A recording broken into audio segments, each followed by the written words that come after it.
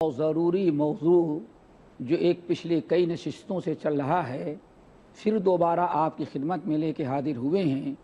وہ ہمارا موضوع سخن تھا استقامت،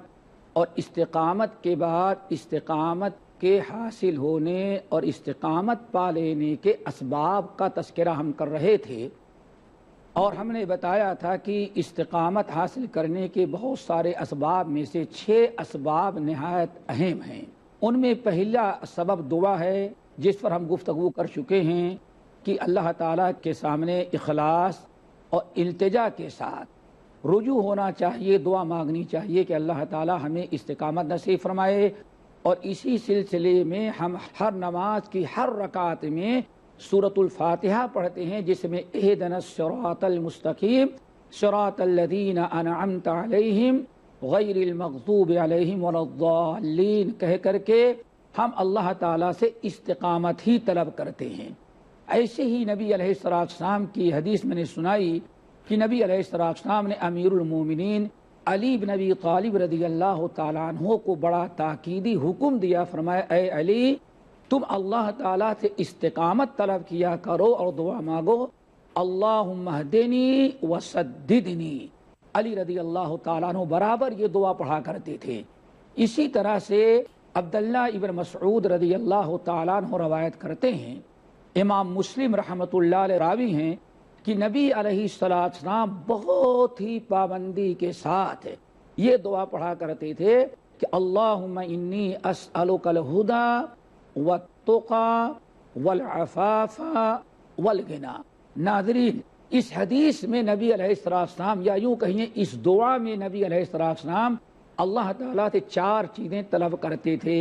نمبر 1، اللہم انی اسألک الہدی، اے اللہ ہمیں ہدی عطا کر۔ خدا کا مطلب آتا ہے ہدایت،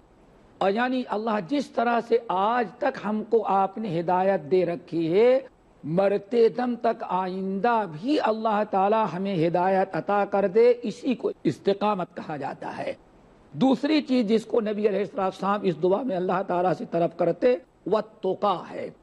تقیٰ کا مطلب ہے تقوی، پرہیزگاری، برائی اور منکرات سے بچنا۔ یعنی نبی علیہ السلام کا مقصد یہ تھا، الہ العالمین آج تک جیسے آپ نے ہم کو منکرات اور برائیوں اور حرام چیزوں سے بچایا ہے، اللہ آئندہ زندگی میں بھی جب تک ہم زندہ رہیں ہمیں برائیوں سے بچانا۔ تیسری چیز نبی علیہ السلام جو اللہ تعالیٰ سے طلب کرتے والعفاف، اے اللہ ہم کو آپ پاک دامن رکھیے گا، جیسے آج تک ہمارا دامن ہر قسم کی برائی اور نقائص سے پاک ہے، اللہ آئندہ بھی ہمارے دامن کو پاک رکھنا۔ چوتھی چیز جو نبی علیہ السلام اس دعا میں طلب کرتے تھے والغنا، اللہ تعالی ہمیں بے نیازی عطا فرما۔ تو اس دعا کو ناظرین یاد کر لیں اور خوب کثرت سے دعا مانگا کریں، اور اس نیت سے مانگیں کہ اللہ تعالی ہمیں استقامت عطا کرے۔ ناظرین، یہ پہلا سبب تھا۔ دوسرا سبب جو ہے استقامت حاصل کرنے کا، وہ انابت اللہ ہے۔ انابت اللہ کا مطلب ہوتا ہے کہ آدمی خوب کثرت سے اللہ تعالی کی طرف رجوع ہوتا رہے، عبادت میں، توحید میں، اللہ اس کے رسول کی فرما برداری میں، ہر موقع پر، زندگی کے ہر لمحہ انسان اگر اللہ تعالی کی طرف رجوع کرتا رہے گا، اللہ تعالی کی طرف لوٹتا رہے گا، اپنے تمام حاجات کو رب العالمین کے سامنے پیش کرتا رہے گا، تو ناظرین اس کو کہا جاتا ہے انابت۔ جو انسان انابت اللہ کرتا ہے، اللہ تعالیٰ اسے ضرور استقامت عطا کرتے ہیں۔ سورہ شورى کے اندر ایک آیت ہے، اللہ تعالیٰ ارشاد فرماتے ہیں، اعوذ باللہ من الشیطان الرجیم، بسم اللہ الرحمن الرحیم، شرع لکم من الدین ما وصى به نوحا والذی اوحینا الیک وما وصینا به ابراہیم وموسیٰ وعیسیٰ ان اقیموا الدین ولا تتفرقوا۔ اللہ تعالیٰ نے فرمایا، اے ہمارے آخری نبی، ہم نے آپ کو وہی دین اور وہی شریعت عطا کیا ہے جو آپ سے پہلے حضرت نوح کو، اور جس کی وصیت ہم نے حضرت ابراہیم، موسیٰ اور عیسیٰ کو دیا تھا۔ آپ سے پہلے جتنے انبیاء علیہم آئے تھے، ہم نے جو دین ان کو عطا کیا تھا وہی دین ہم نے آپ کو بھی دیا ہے، اور وہی بدرجے وہی آپ کو پہنچا رہے ہیں۔ اور جو دین ہم نے عطا کیا تھا اس دین کا ایک حصہ یہ تھا ان اقیم الدین ولا تتفرقوا، دین کو برابر قائم رکھنا، دین پر قائم رہنا اور دین کو قائم رکھنا، ولا تتفرقوا، آپس میں پھوٹ نہیں ڈالنا اور آپس میں خبردار اختلاف کر کے دین کے بٹوارا کر کے کسی کے پاس دین کا کچھ حصہ اور دوسرے گروہ کے پاس کچھ حصہ، ایسا نہیں کرنا۔ ان اقیم الدین ولا تتفرقوا، دین کو قائم کرنا برابر پورے دین کو، اور اپنے آپ کو فرقے بندیوں اور دین کے دوری سے اپنے آپ کو بچانا، چونکہ انسان کو استقامت سے محروم کر دینے والی چیز، ناظرین انسان کو دین سے ہٹا دینے والی چیز سب سے بڑی جو ہوتی ہے وہ آپس میں فرقے بندیاں ہوتی ہیں۔ اسی لیے رب العالمین نے دین قائم کرنے کا حکم دیا اور ہم تمام لوگوں کو فرقے بندیوں سے منع کیا۔ آگے اللہ رب العالمین ارشاد فرماتے ہیں کابر علی المشرکین ما تدعوہم الیہ، اے ہمارے نبی آپ جس چیز کی طرف لوگوں کو بلا رہے ہیں مشرکین کو بہت ناگوار گزرتی ہے اور مشرکین پر وہ بہت چیز بھاری ہے، لیکن یاد رکھنا اللہ فرماتے ہیں اللہ یجتبی الیہ من یشاء، اللہ تعالی بندوں میں سے جس کو چاہتے ہیں اپنے دین، اپنی عبادت، اپنی اطاعت اور اپنے دین کی خدمت کرنے کے لیے منتخب کر لیتے، چن لیتے ہیں۔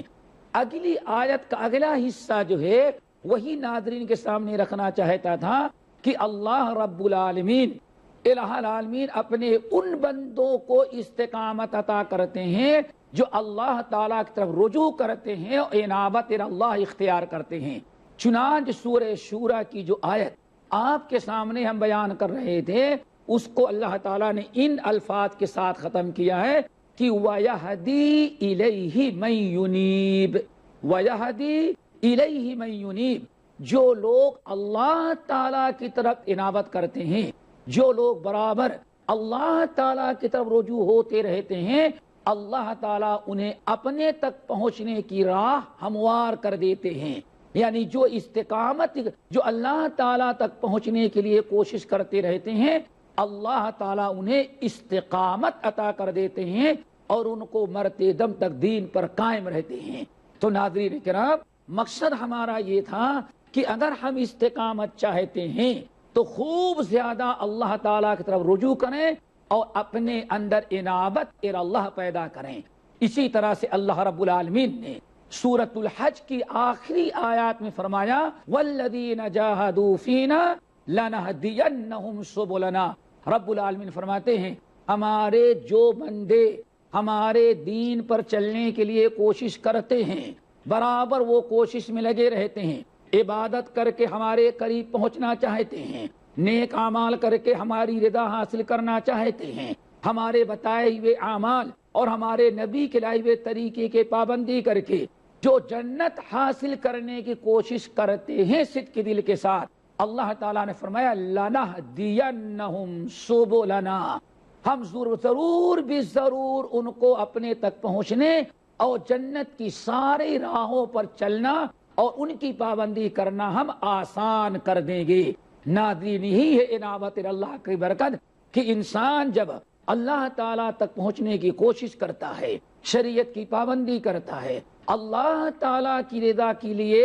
محنت اور مشقت کرتا رہتا ہے تو اللہ تعالیٰ اس کے لیے جنت کی ساری راہیں اور اپنے قرب و رضا کے سارے اعمال اللہ تعالیٰ اس کے لیے آسان کر دیتے ہیں۔ اس آیت کے آخر میں اللہ نے ارشاد فرمایا وَإِنَّ اللَّهَ لَمَعَ الْمُحْسِنِينَ، یاد رکھو اللہ تعالیٰ نیک لوگوں اور نیکیاں کرنے والوں کا ساتھ دیتے ہیں۔ ناظرین کرام اس آیت سے بھی پتہ چل گیا کہ استقامت کے حاصل کرنے کے بڑے اسباب میں سے ایک سبب ہے انابت اللہ، اپنے زندگی کے ہر لمحے اللہ تعالیٰ کی طرف رجوع ہوتے رہیں اور اللہ رب العالمین تک پہنچنے کے لیے ہم کوششیں جاری رکھیں تو ضرور بھی ضرور اللہ تعالیٰ ہمیں استقامت عطا کرے گا۔ انشاءاللہ وقفے کے بعد پھر ہم دوبارہ اپنا یہ موضوع لے کر کے آپ حضرات کی خدمت میں حاضر ہوں گے۔ السلام علیکم ورحمۃ اللہ وبرکاتہ۔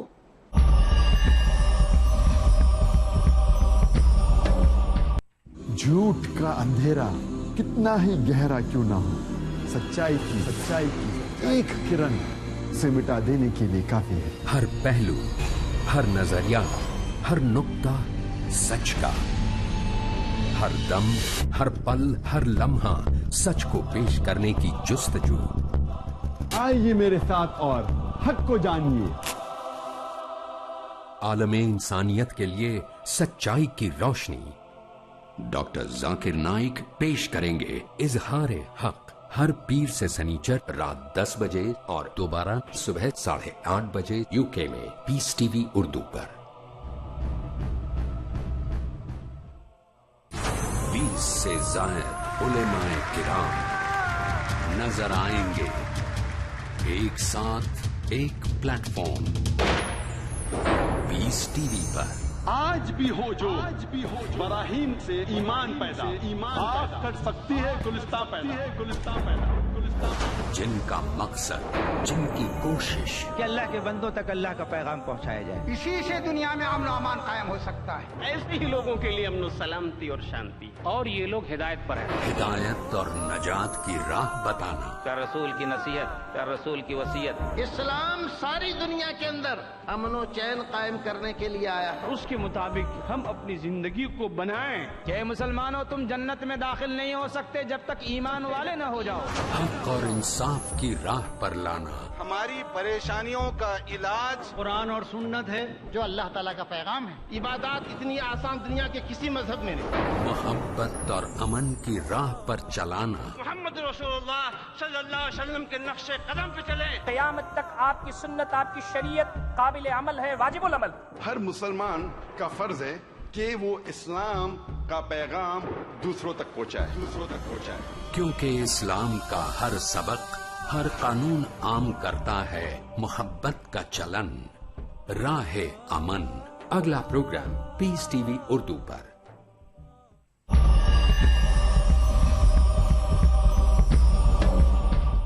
السلام علیکم ورحمۃ اللہ وبرکاتہ۔ ناظرین کرام، حدیث دو طرح کی ہوتی ہیں، ایک عام حدیث اور ایک حدیث قدسی۔ حدیث قدسی کی پہچان یہ ہے کہ اس حدیث میں یہ آئے، نبی علیہ السلام فرمائیں کہ اللہ تعالیٰ نے یہ فرمایا، یا اللہ تعالیٰ نے مجھ سے یہ فرمایا، یا یہ صحابی کہہ دیں کہ رسول اللہ صلی اللہ علیہ وسلم نے اللہ تعالیٰ سے روایت کیا۔ یہ ساری علامات اور پہچان ہیں حدیث قدسی کی۔ تو جو حدیث ابھی ہم انابت اللہ، حصول استقامت کا بڑا سبب ہے، اس کے ثبوت میں اس کی وضاحت کے لیے ناظرین جو ہم حدیث آپ کے سامنے پیش کر رہے تھے وہ حدیث قدسی ہے۔ حدیث قدسی یہ ہے کہ رسول اللہ صلی اللہ علیہ وسلم نے ارشاد فرمایا کہ اللہ تعالیٰ ارشاد فرماتے ہیں من جاء بالحسنۃ فلہ عشر امثالها او ازید علیہ او کما قال اللہ تعالیٰ۔ اللہ کے رسول صلی اللہ علیہ وسلم فرما رہے ہیں اللہ نے ہم کو یہ بتایا کہ من جاء بالحسنۃ فلہ عشر امثالها او ازید علیہ ومن عمل بسیئۃ فلا یجزا الا مثلها او اغفر له۔ اللہ تعالیٰ ارشاد فرما رہے کہ میرے بندو، تم میں سے اگر کوئی انسان نیک عمل کرے گا، کوئی ایک نیکی کرے گا، تو ہم کم سے کم ایک نیکی کا بدلہ 10 دیں گے۔ یہ اللہ رب العالمین کا بڑا احسان اس امت کے مسلمانوں پر ہے کہ ایک عمل کرتے ہیں تو کم سے کم اللہ تعالیٰ کے ہاں ایک نیکی کا بدلہ 10 ملتا ہے۔ اللہ تعالیٰ فرماتے ہیں من جاء بالحسنۃ فلہ عشر امثالها او ازید علیہ۔ میرے بندو، تم میں سے جو میرا بندہ ہمارے یہاں ایک نیک عمل کر کے لائے گا، ایک نیکی لے کر کے آئے گا، تو کم سے کم اس کو ہم ایک نیکی کے بدلہ 10 دیں گے، او ازید علیہ، اور یہ بھی ممکن ہے کہ 10 تو کم سے کم ہے، اگر ہم چاہیں گے تو 10 سے زیادہ بھی جتنا ہم بڑھا کے دینا چاہیں گے ایک نیکی کا بدلہ بڑھا دیں گے۔ ناظرین، اللہ تعالیٰ کی بڑی مہربانیوں میں سے ایک عظیم ترین مہربانی ہم پر اور آپ پر یہ ہے کہ ایک نیکی کا بدلہ 10، اور اللہ تعالیٰ اس سے بھی زیادہ دینا چاہتا ہے تو 20، 30، 100، 200، یہاں تک کہ ایک نیکی کے بدلہ 700، اور بعض نیکیاں تو ناظرین کرام ایسے ہیں کہ اللہ تعالیٰ بغیر حساب کے، بغیر گنتی کے اللہ تعالیٰ ایک نیکی کے بدلہ دے دیتے ہیں۔ تو یہ ہے میرے بھائی حدیث قدسی۔ آگے اللہ تعالیٰ فرماتے ہیں وَمَنْ عَمِلَ بِسَيِّئَةٍ وَمَنْ عَمِلَ بِسَيِّئَةٍ، نیکی کا معاملہ تو یہ ہے ایک نیکی کرو گے تو 10 دیں گے یا اس سے بھی زیادہ دیں گے، لیکن وَمَنْ عَمِلَ بِسَيِّئَةٍ، اس کے برخلاف میرے بندوں اگر تم میں سے کسی نے گناہ کا کام کیا یا برائی کی، وَمَنْ عَمِلَ بِسَيِّئَةٍ، اگر کسی مسلمان نے، کسی بندے نے گناہ کا کام کیا، برائی کا کام کیا، تو اللہ فرماتے ہیں فَلَا يُجْزَى إِلَّا مِثْلُهَا، تو ایک برائی کی ہے، ایک گناہ کیا تو اس کا بدلہ 10 گنا بڑھا کر کے نہیں دے گے، بلکہ ایک گناہ کیا تو ایک ہی گناہ لکھیں گے نام اعمال میں۔ اللہ تعالیٰ اس کے آگے فرماتے ہیں او اغفر لہ، اور اگر ہم چاہیں گے تو وہ گناہ بھی ہم معاف کر دیں گے۔ یہ اللہ تعالیٰ کی کرم نوازی ہے کلمہ پڑھنے والوں پر کہ نیکی کریں تو ایک نیکی کے بدلہ کم سے کم 10، اور اللہ تعالیٰ بڑھانا چاہے تو 700، 1000 تک، اور جس کے لیے اللہ تعالیٰ چاہے بغیر حساب کے نیکیاں دے دے۔ اس کے برخلاف جب کوئی گناہ مسلمان کرتا ہے، مومن سے کوئی غلطی اور نافرمانی ہو جاتی ہے تو اللہ اس کو بڑھاتے نہیں، بلکہ اللہ تعالیٰ اس ایک برائی کے بدلہ ایک ہی دیتے ہیں۔ اور اس پر بڑا اللہ تعالیٰ کا کرم ہے کہ اللہ تعالیٰ فرماتے ہیں او اغفر لہ، یہ بھی ہو سکتا ہے کہ اس کی کسی نیکی سے ہم خوش ہو جائیں تو اس کا ایک گناہ جو ہے وہ بھی معاف کر دیں، وہ بھی نام اعمال میں نہ دکھے، اور اس پر بھی ہمارے یہاں اس کی پکڑ اور اس کی گرفت نہ ہو سکے۔ اس حدیث کے اندر بڑی پیاری بات بیان فرماتے ہیں، اگر کوئی انسان زمین بھر کر کے گناہ لے کر آیا، اگر کوئی انسان قیامت کے دن اتنے گناہ لے کر کے آیا، اگر اس کے گناہ کو زمین پر، روئے زمین پر بکھیر دیا جائے تو زمین اس کے گناہوں سے بھر جائے، لیکن اللہ تعالیٰ ارشاد فرماتے ہیں اگر میرا کوئی کلمہ گو بندہ جس کے دل میں ہمارا ڈر پیدا ہو گیا، خوف پیدا ہو گیا، اگر زمین بھر کر کے گناہ کیا ہے اور میرے سامنے قیامت کے دن حشر کے میدان میں زمین بھر کر کے اپنا گناہ لے کر کے آیا، لیکن آج سارے گناہ جب لے کر کے آیا زمین بھر کر کے، اور میں نے اس کے عقیدے کو دیکھا، ہم نے اس کے عقیدے کا امتحان لیا، تو لم یشرک بی شیئا، گناہ تو زمین بھر کر کے کیا ہے لیکن اس نے ہمارے ساتھ کسی کو شریک نہیں کیا، عقیدے کا بالکل پکا ہے، توحید بالکل خالص ہے، تو اللہ تعالیٰ ارشاد فرماتے ہیں اس کی توحید کی برکت سے جیسے وہ زمین بھر کر کے گناہ لایا ہے تو ایسے زمین بھر کر کے ہم اپنی مغفرت اسے عطا کر دیں گے۔ پھر ناظرین کرام، گفتگو ہم جو کر رہے تھے اور جو آپ کے سامنے جو مسئلہ واضح کرنا چاہتے تھے وہ یہ کہ جو انسان اللہ تعالیٰ کی طرف رجوع کرتا ہے، اللہ تعالیٰ کی طرف انابت کرتا ہے، انابت اللہ جو اپنے اندر پیدا کر لیتا ہے، جو انابت اللہ اختیار کرتا ہے، اللہ تعالیٰ اسے استقامت عطا کرتے ہیں۔ اب ذرا کیسے استقامت عطا کرتے ہیں، ناظرین ذرا اس کو غور سے سنیں۔ جو میرا بندہ میری عبادت کے لیے، میرا قرب حاصل کرنے کے لیے، میری رضا حاصل کرنے کے لیے ایک بالش، اس کو کہا جاتا ہے شبر، جس کو ہم لوگ کہتے ہیں بالش، ایک بالش ہماری طرف قدم بڑھائے گا تو اللہ تعالیٰ فرماتے ہیں اس کو نیکی کی توفیق دینے کے لیے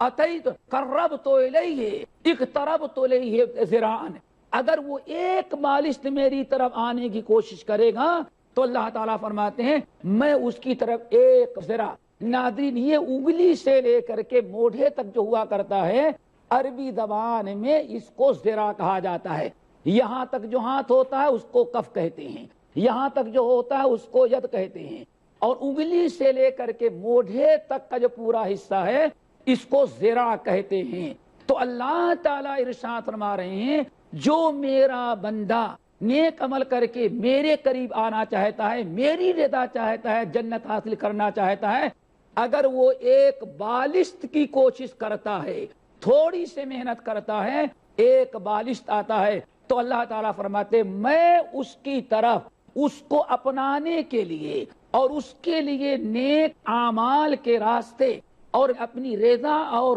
جنت کے راستے اور نیکیاں ہموار کرنے کے لیے اللہ تعالیٰ فرماتے میں پوری ایک ذرا اس کی طرف آتا ہوں،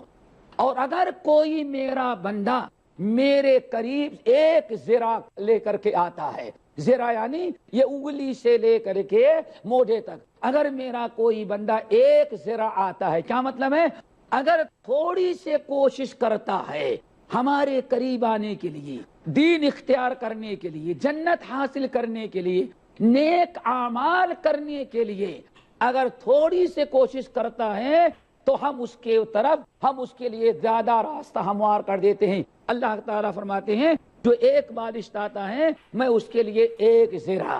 اور اگر کوئی ایک ذرا اس سے زیادہ پورا ایک ذرا میری طرف دوڑ کر کے آتا ہے تو اتیت اقتربت الیہ باعا، تو میں اس کی طرف باع لے کر کے آتا ہوں۔ ناظرین اس کو ذرا کہتے ہیں، اور اگر کوئی آدمی اپنے دونوں ہاتھوں کو اس طرح سے پھیلا دے تو اس کو عربی میں کہا جاتا ہے باع۔ اشارہ یہ ہے کہ جو میری طرف ایک ہاتھ آتا ہے میں اس کی طرف دو ہاتھ آگے بڑھ جاتا ہوں۔ بڑھ جانے کا مطلب یہ ہے کہ جو تھوڑی سے کوشش کرتا ہے میرے قریب آنے کی، نیکی اختیار کرنے کی، ہم اس سے کہیں زیادہ اس کو اپنا لیتے ہیں اور کہیں زیادہ راستہ اس کے لیے ہموار کر دیتے ہیں۔ تھوڑی سے کوشش کرتا ہے، اس کی کوشش سے زیادہ اس کو نیکی کی توفیق دیتا ہے۔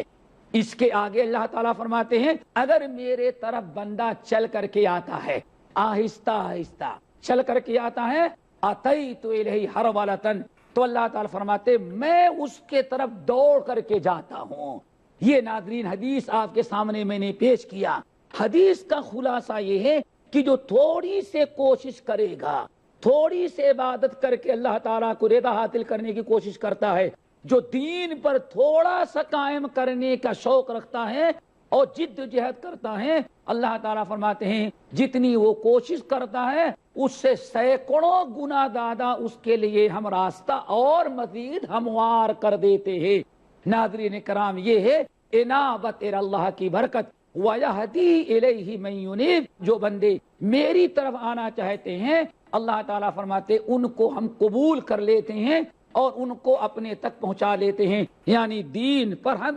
استقامت عطا کر دیتے ہیں اور وہ انسان مرتے دم تک دین پر قائم رہتا ہے۔ اسی لیے یہ سبب ناظرین اپنے اندر پیدا کرنے کی کوشش کریں۔ انابت اللہ، صبر و استقامت حاصل کرنے کے لیے بہت ہی بڑا عمل ہے۔ جب تک ہم انابت اللہ اپنے اندر پیدا نہیں کریں گے تب تک استقامت نصیب نہیں ہوگی۔ ناظرین کرام وقت ختم ہو چکا ہے، گفتگو کا سلسلہ جاری ہے بھی، لیکن انشاءاللہ اگلی نشست میں ہم پھر دوبارہ آپ سے ملاقات کریں گے اور اسی موضوع پر گفتگو کریں گے۔ ہمیں مہلت دیجیے۔ السلام علیکم ورحمۃ اللہ وبرکاتہ۔